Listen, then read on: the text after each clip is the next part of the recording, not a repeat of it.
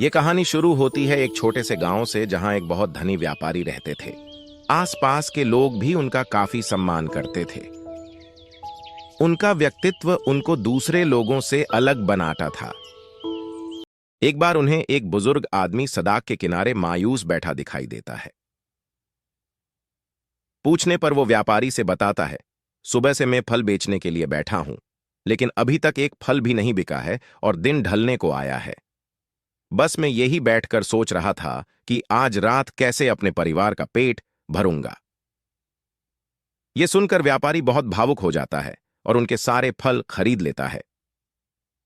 व्यापारी की उदारता देखकर बुजुर्ग आदमी की आंखें नम हो जाती हैं और वो खुशी खुशी अपने घर चला जाता है। रात का समय हो चुका था और व्यापारी भी अपने घर वापस लौट आता है। व्यापारी की उदारता देख लक्ष्मी जी खुश हो जाती हैं और उसी रात व्यापारी के सपने में आती हैं और कहती हैं, मैंने बहुत दिनों तक तुम्हारे यहाँ निवास किया है। अब तुम्हारा पुण्य समाप्त हो गया है। अब कुछ दिनों में मैं तुम्हारे यहाँ से चली जाऊंगी। मुझसे जो भी मांगना हो मांग लो। व्यापारी बोले, मैं अपने परिवार की सलाह लेकर आपको कल बताऊंगा। व्यापारी पूरी रात इस बारे में सोचते रहे, लेकिन इसका कोई हल नहीं ढूंढ पाए। सोचते सोचते सुबह हो गई। व्यापारी ने यह बात पूरे परिवार को बताई। लक्ष्मी जी से क्या मांगा जाए, उसके बारे में सबके अलग अलग विचार थे।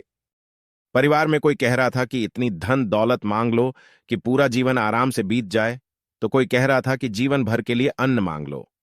किसी ने सलाह दी कि ढेरों जमीन मांग ली जाए, जिसमें खेती करके हम अपना जीवन आराम से काट लेंगे। व्यापारी की बेटी बहुत ज्यादा बुद्धिमान थी। वह बिना कुछ बोले चुपचाप सबकी बातें सुन रही थी। वह बोली, पिताजी, मेरे हिसाब से धन दौलत मांगना ठीक नहीं है, क्योंकि यह सब लक्ष्मी जी के साथ ही चला जाएगा। आखिर में ये सब तो लक्ष्मी का ही हिस्सा है। हमें इनकी बजाय परस्पर प्रेम का वरदान मांगना चाहिए। अगर परिवार के सभी सदस्यों में प्रेम बना रहेगा तो सारी मुसीबत भी आराम से कट जाएगी। सब मिलकर सामना करेंगे तो सारे संकट दूर हो जाएंगे।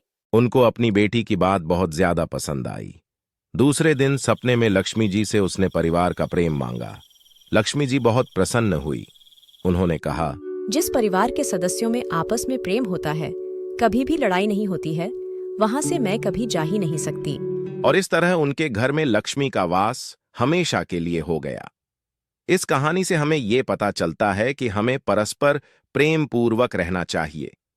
जिन घरों में आपस में प्रेम नहीं होता है, उन्हें देवता भी पसंद नहीं करते।